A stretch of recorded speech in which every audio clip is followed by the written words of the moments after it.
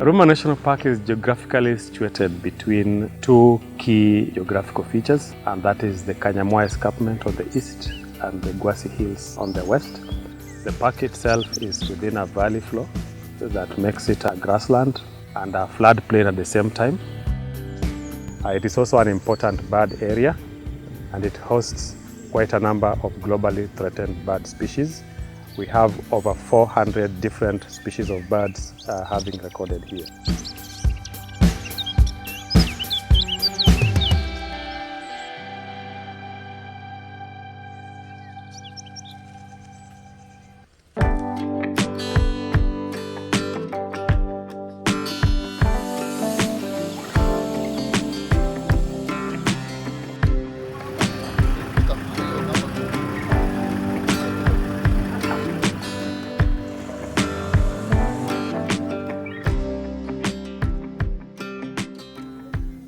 Ruma was gazetted in 1966 as Lambwe National Reserve. It later changed to Ruma National Park in 1983.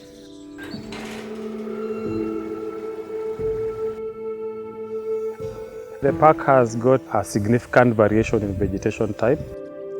The most significant is the open grassland, which favors most of the grazers that we have here. The grassland transits into a wooded grassland and into the riverine thicket. In terms of climate, being situated around Lake Victoria region, the park is characterized by warm and humid climate with significant amount of rainfall up to around 1,200 millimeters per annum, with rainfall that occurs in two peaks.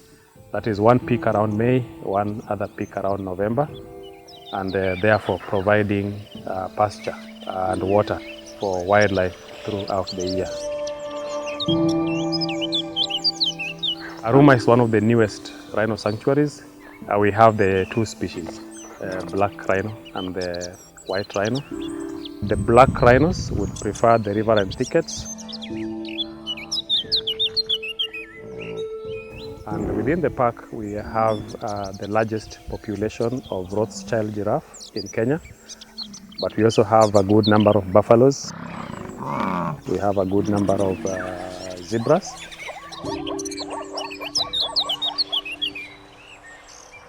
This census is going to help us to understand the status of population currently. From that, we are able to understand the trends. And from that trend, we are able to make an informed decision in terms of conserving the wildlife within the park, and also to understand threats facing them, threats in terms of population, either increase to above carrying capacity or reduction to some very low level that might not sustain itself. 5 Yankee Kilo Whiskey. Block number Ruma National Park. Front seat observer Chris Gesa. Today we started at around 7:30, and that usually is our starting time.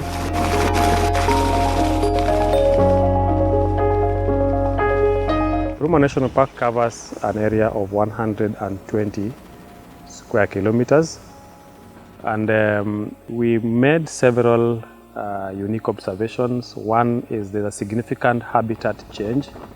Some 2 months ago, we had very tall grass that were not suitable for wildlife, but right now, the grass has shot as a result of recent fires. The grass is green, and therefore, wildlife are grazing significantly. We've had good observation around, especially the giraffes. We've also been able to sight quite a number of black rhinos.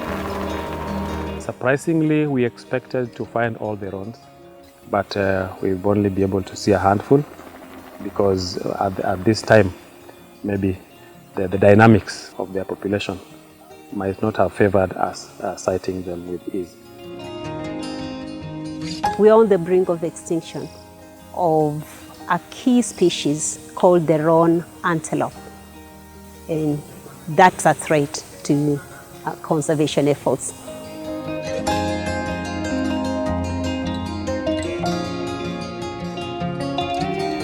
We have embarked on a serious conservation and recovery strategies to bring back the numbers of the roan antelope to what it was originally.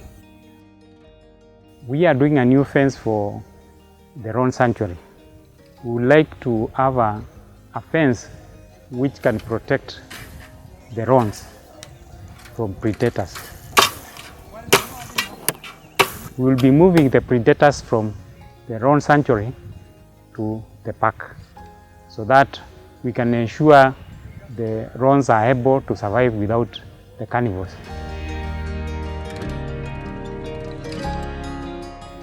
During the activity, we also look at human activities that might be of threat to wildlife and their habitat. This includes things like encroachment, habitat destruction, and so on. We record all that, and therefore we are able to understand threats and address them in good time. Where we have a park which is surrounded by communities, you always expect there will be some conflict. However, we are doing our best.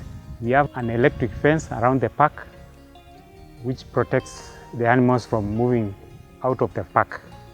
There are very few instances of poaching here, especially what we call bushmeat. But we are doing our best. We have our security men in the park daily doing patrols to keep instances of poaching and subsistence poaching at bay.